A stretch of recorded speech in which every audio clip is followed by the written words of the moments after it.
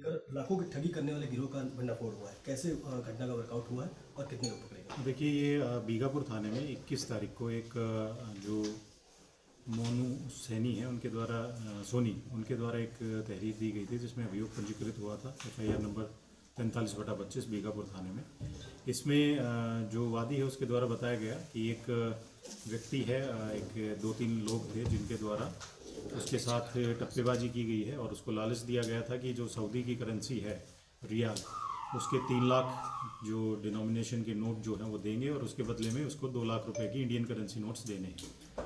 तो इसी में जो हमारी SOG टीम और सर्विलांस टीम और थाने की टीम लगी हुई थी, इनके द्वारा 5 जो इस गैंग के सदस्य हैं उनको गिरफ्तार किया गया है, जिसमें एक अब्दुल जलील, मासूम मुल्ला, मिंटू, हमीदा और अफरोजा। इसमें 2 महिलाएं हैं और 3 पुरुष हैं जिनको पुलिस के द्वारा गिरफ्तार किया गया है। इस गैंग का जो मास्टरमाइंड है वो अब्दुल जलील था। इसी के द्वारा पहले भी इनके द्वारा घटनाएं जो हैं वो विभिन्न जनपदों में, जैसे हरदोई में और उन्नाव में भी पहले इनके द्वारा ये घटनाएं कारित की गई हैं। इनके कब्जे से हमें जो 11 कीपैड मोबाइल्स बरामद हुए हैं, 5 एंड्रॉयड फ़ोन्स मिले हैं। इसके अलावा इनके कब्जे से 6 सिम कार्ड्स मिले हैं, 3 पैन कार्ड, 4 आधार कार्ड, वोटर ID मिला है। और जो टप्पेबाजी में इन्होंने धनराशि जिससे वादी से जो ली थी उसमें से 44,000 रुपये बरामद हुए हैं। और 20 इनके पास जो सऊदी रियाल करेंसी है जो 50 डिनोमिनेशन की है वो भी इनके कब्जे से बरामद हुई है। इसमें जो इन्होंने पैसा जो 2 लाख रुपए लिया था उसमें से कुछ पैसा इन्होंने उसी टाइम पे कुछ अकाउंट्स में भी ट्रांसफ़र किया था। वो अकाउंट नंबर भी हमने आइडेंटिफाई करके उन अकाउंट्स को भी हमने ब्लॉक करवाया है। इनका मेन जो मोडस ऑपरेंडी यही था कि ये रियाल जो सऊदी की करेंसी है उसी का लालच कन्वर्जन का देते थे कि हम कन्वर्ट कर देंगे और 2 लाख इंडियन करेंसी के बदले में 3 लाख के हम रियाल के नोट्स आपको देंगे।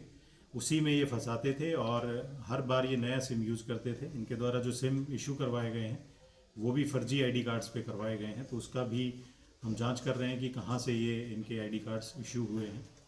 जो ये अब्दुल जलील है, इसका जब हमने इनके डॉक्यूमेंट्स और वो सारी चीज़ें चेक की हैं तो ये भी संज्ञान में आया है कि इसके पास बांग्लादेशी पासपोर्ट भी है और इसने इंडियन पासपोर्ट भी बनवा रखा है। इसके अलावा इसने जो यहाँ का लोकल एड्रेस आधार कार्ड पे जो मिला है, इसके पास से हमें 2 आधार कार्ड मिले हैं। एक पे दिल्ली का इसका लोकल एड्रेस दिखा रखा है, एक मथुरा का दिखा रखा है। और इसने दिल्ली का एक वोटर ID भी बनवा रखा है और इंडियन पासपोर्ट भी इसने बनवा रखा है। और ये है बांग्लादेश का, क्योंकि इसके फ़ोन से हमें कुछ डॉक्यूमेंट्स बांग्लादेशी जो पासपोर्ट है और ID कार्ड है वो भी मिला है और वहाँ के कुछ बैंक अकाउंट्स हैं उनकी भी स्टेटमेंट्स हमें मिली हैं।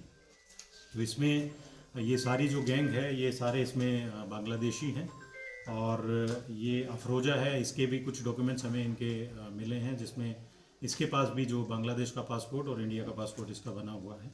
तो उन पे भी हम विस्तृत जो डिटेल्स हैं वो इसमें हम इकट्ठी कर रहे हैं और इन पे जो भी सुसंगत धाराएं बनती हैं वो सारी हमने उसमें बढ़ोतरी की है।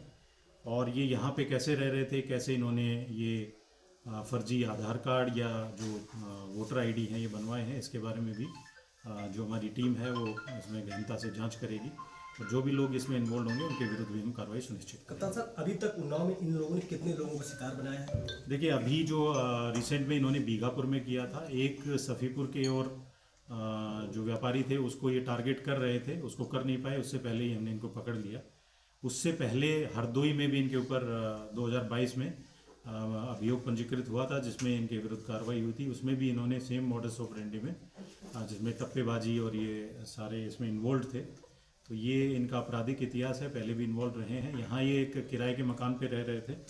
बाकी अन्य जनपदों में कहाँ कहाँ इन्होंने घटनाएं की हैं उसके बारे में भी हम जानकारी कर रहे हैं और उसमें फिर आगे की। सर, जेल कितने लोग जा चुके हैं? देखिए, इसमें पहले जो मिंटू है वो ऑलरेडी एक बार पहले जेल जा चुका है। अफरोजा, हमीदा और अब्दुल जलील ये ऑलरेडी पहले भी इनके, क्योंकि मैंने बताया कि उन्नाव में और हरदोई में इनके ऊपर अभियोग पंजीकृत थे, तो उसमें ये जेल भी गए थे। सर, जिस तरीके से इन पर बांग्लादेशी पासपोर्ट मिला है, कहीं ना कहीं ये लग रहा है कि अंतर्राष्ट्रीय मुद्दा है।